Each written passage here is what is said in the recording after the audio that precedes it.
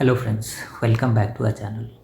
तो आज हम डिस्कस करने वाले हैं आईटी सेक्टर के ऊपर कि आईटी सेक्टर का परसेंटेज कितना है, जीडीपी में कंट्रीब्यूशन कितना है, आईटी सेक्टर एज एम्प्लॉयर मतलब एम्प्लॉय कितना कंट्रीब्यूट करती है, कितने लोग जॉब में हैं और एआई के आने से कितने लोगों की जॉब पे मतलब तलवार लटक रही है या फिर किस लेवल पे ज़्यादा प्रॉब्लम्स आने वाली हैं।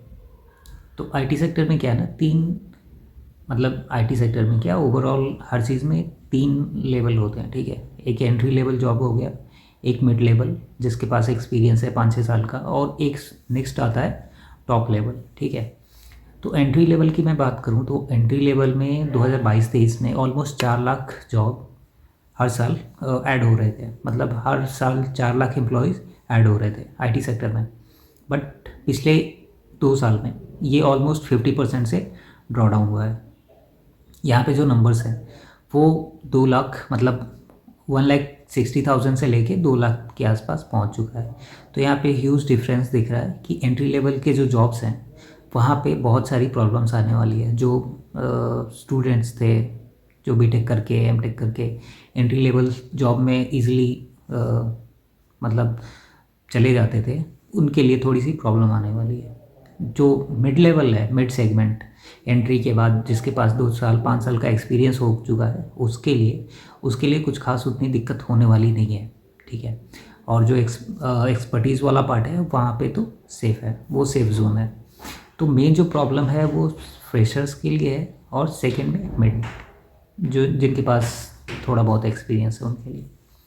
अगर आईटी इंडस्ट्री की मैं बात करूं तो ये जो इंडस्ट्री है ये ऑलमोस्ट $300 बिलियन की इंडस्ट्री है इंडिया में, और 2030 तक मतलब प्रोजेक्शन था कि ये $500 बिलियन तक की हो जाएगी।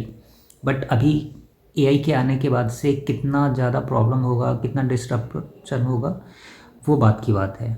बट जो जीडीपी में कंट्रीब्यूशन है आईटी सेक्टर का वो ऑलमोस्ट 7 to 8% के आसपास है, ठीक है। और ये माना जा रहा था कि जो इस इंडस्ट्री का ग्रोथ है ईयर ऑन ईयर बेसिस पे वो 16% के आसपास था अभी तक। बट इसके बाद से कितना चेंज होने वाला है वो आने वाले टाइम में पता चलेगा। बट अभी अगर हम बात करें जैसे कि डिस्ट्रप्शन का, तो आईटी सेक्टर जो है दो तरीके से काम करती है, ठीक है। एक तो अपने इंडिया में डोमेस्टिक लेवल पे, और दूसरे हम बहुत सारे सर्विसेज प्रोवाइड कराते हैं। इसके अपार्ट फ्रॉम दैट हमारे पास कुछ एक्स्ट्रा नहीं है। टीसीएस है, इन्फोसिस है, सीएलटेक है, टेक महिंद्रा है, बहुत सारी कंपनीज़ हैं। बट इसमें जो मेन क्या मतलब जो हम मेन काम करते हैं वो हम सर्विसेज प्रोवाइड कराते हैं, चाहे वो गूगल का हो, माइक्रोसॉफ्ट का हो, ठीक है। माइक्रोसॉफ्ट के भी ऑफिस है। बट तो इस वाले पार्ट में ना जहाँ पे हम सर्विसेज में इंडल्ज हो जाते हैं, तो सर्विसेज वाले पार्ट में हमारे पास ज़्यादा करने के लिए होता नहीं, ठीक है। सेकेंड थिंग कि बहुत पहले ब्लूम की रिपोर्ट आई थी, उसमें भी मैंने बहुत सारी चीज़ें क्लियर की थी कि हमारा अपना खुद का कुछ नहीं है, ठीक है। इवन अभी गलगोटिया में जो हुआ वो सबको पता है, ठीक है। तो इस रीज़न से क्या है कि हमारी अपनी जब खुद की कोई आइडेंटिटी नहीं है, हमारा खुद का कोई प्रोडक्ट नहीं है, तो हम सर्विसेज पे ही फोकस करते हैं। और 2021 से लेके 2023 तक सर्विसेज में मतलब इंडिया में और इंडिया के बाहर जो हम सर्विस एक्सपोर्ट कर रहे थे उसमें बहुत ह्यूज डिफरेंस अभी आने लगा है। 2022 तक 22 में 23 में ऑलमोस्ट हमारा जो डोमेस्टिक था वो $200 बिलियन प्लस का एक रेवेन्यू जनरेट कर रहे थे। बट जो एक्सपोर्ट वाला पार्ट था उसमें $60 बिलियन के आसपास ही गए थे हम। बट 2024-25 में ये नंबर्स और डाउन हुए हैं। तो अगर मैं जॉब्स लेवल की बात करूं कि मतलब हमारा जो अगर आईटी सेक्टर में कुछ भी बुरा होता है तो उसका इम्पैक्ट हमारे सीधा जीडीपी पे पड़ेगा, और कितना पड़ेगा इसके बारे में बता दूँ। तो अभी जो आईटी सेक्टर में एम्प्लॉयज़ हैं, जो काम करने वाले लोग हैं, उनका जो नंबर है वो ऑलमोस्ट 50 to 60 लाख के आसपास है, ठीक है। और जो कि मतलब बहुत बड़ा नंबर है। अगर इसमें से 10% भी अनएम्प्लॉयमेंट हो जाए किसी भी रीज़न से, एआई की वजह से या फिर किसी भी रीज़न से, तो उनके पास कोई बैकअप प्लान नहीं है। और इसका सीधा सीधा इम्पैक्ट हमारे जीडीपी पे दिखेगा। जीडीपी जो ऑलमोस्ट 7-8% के आसपास फॉरकास्ट की जा रही है, 7% प्लस में, वो एकदम से नीचे आके 4%, 5%, हो सकता है कि 4% के भी आसपास आ जाए अगर ऐसा कुछ होता है तो। ठीक है, क्योंकि अगर फिर लास्ट 1 साल में देखें तो ऑलमोस्ट सिर्फ इंडिया में ऑन एन एवरेज 50,000 के आसपास लोगों ने अपनी जॉब लूज़ की है, जिसमें टीसीएस ने 12,000 के आसपास एक बार में निकाल दिया था। फिर उसके बाद से 20,000 इन्फोसिस में हुआ था, माइक्रोसॉफ्ट ने निकाला था। तो इन सब चीज़ों को देखते हुए ये लग रहा है कि आने वाले टाइम में जो एआई का है, देखो दो चीज़ें हो सकती हैं। या तो एआई के आने से, देखो एक चीज़ तो हम सब ने एक्सपीरियंस की है कि एआई के आने से बहुत सारी चीज़ें ईजी हो गई हैं। हमें जो एक्सेल में या फिर पावर पॉइंट में घंटों मेहनत करनी पड़ती थी, अभी क्या होता है कि अभी हम सारा प्रॉम्प्ट डालते हैं और वो इजीली हमें दे देता है जिस भी चीज़ में हमें चाहिए होता है। ठीक है, और ये ऐसा नहीं है कि मतलब एक सेक्टर में, एक इंडस्ट्री में हो रहा है। ये मतलब एक तरीके से देखा जाए ना तो रेवोल्यूशनरी है, हर सेक्टर में हर चीज़ में फ़ायदा देगा। बट जैसे जैसे इसका एडवांसमेंट होता जाएगा वैसे वैसे हमें पता चलते जाएगा कि इसके लॉसेस क्या हैं, मतलब इसके डिसएडवांटेज क्या हैं। डिसएडवांटेज में सबसे बड़ा है कि जो मैनुअल जॉब्स हैं वो धीरे धीरे धीरे धीरे कम होती जाएंगी।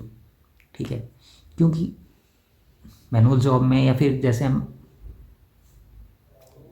बहुत सारी चीज़ें करते हैं मैनुअली, तो उसमें क्या होता है कि पहले आप फ्रेशर स्टार्ट करते हो, एक्सपीरियंस गेन करते हो, सीखते हो उस चीज़ को, फिर उसके बाद से उसमें स्पीड आता है, एक फ्लो आता है। ठीक है, एक्सपर्टीज़ फिर धीरे धीरे आती है।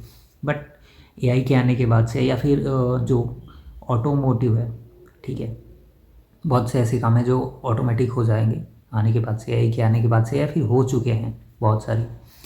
तो उसमें क्या है कि उसको सीखने की ज़रूरत नहीं है, उसको आपने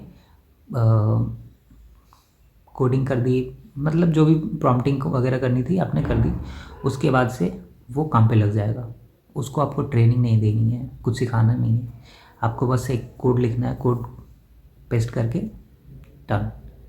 तो यहाँ पे मेन इशू ये आने वाला है कि जो हमारी जीडीपी ग्रोथ है वो कैसे दिखेगी। और एक चीज़ ये है कि अगर लोग जॉब लूज़ करते हैं, जो भी 1%, 2%, 10%, जो भी, ठीक है, तो उनका जो हाउस होल्ड एक्सपेंसेस है वो वहाँ से डिक्रीज़ होगा। ठीक है, तो इस रीज़न से जो कंपनीज हैं जैसे एफएमसीजी हो गए, ऑटो सेक्टर हो गया, ठीक है, यहाँ पे बहुत ज़्यादा मतलब एक जो नंबर है, जो ठीक ठाक नंबर चल रहा था, उसमें भी बहुत बड़ा फॉल देखने को मिलेगा हमें। इस रीज़न से क्या होगा कि इसका सीधा सीधा इम्पैक्ट हमारे जीडीपी पे पड़ेगा, और उसकी वजह से जीडीपी नीचे आने की वजह से मार्केट पे भी इम्पैक्ट पड़ेगा। तो जो एआई है वो एआई सीधा सीधा किसी एक बंदे के जॉब को टारगेट नहीं कर रही है, ये पूरी इकॉनमी को टारगेट कर रही है। ठीक है, इकॉनमी को, मार्केट को, कंपनीज़ को। अगर आपने देखा होगा तो जो निफ्टी आईटी सेक्टर है वो ऑलमोस्ट 40% गिर चुका है, 36-35% के आसपास, और मतलब ऑल टाइम हाई से। ये सितंबर अक्टूबर के बाद के से गिरना स्टार्ट हो चुका है। टीसीएस, इन्फोसिस, सब 35%, जितने भी आईटी सेक्टर हैं मोस्टली, आप देखोगे कि ऑल टाइम हाई से अब तक 30% से लेकर 40% तक का करेक्शन है। टीसीएस में सबसे ज़्यादा है, 40% के आसपास, 35-36। इन्फोसिस हो गया, ठीक है। तो ये सारी चीज़ हैं। तो इसकी वजह से, ठीक है, इसकी वजह से बेसिकली क्या है कि हर चीज़ एक दूसरे से कनेक्टेड है, कोरिलेटेड है। आईटी सेक्टर डूबा, मतलब करेक्शन आया, मार्केट देख रहे हो कैसे पिछले 1 साल से मार्केट कहीं नहीं मूव है, कहीं नहीं मूव करा है। ठीक है, तो ये सारी चीज़ें थी क्रिस्प एंड क्लियर, और बहुत सारी चीज़ें हैं जो मैं शेयर करना चाहता था, बट मुझे लगता है कि थोड़ा सा टाइम और बढ़ जाएगा, तो इसको शॉर्ट रखते हैं। बाकी आने वाले वीडियोस में मैं और अपडेट देता रहूँगा। Thank you.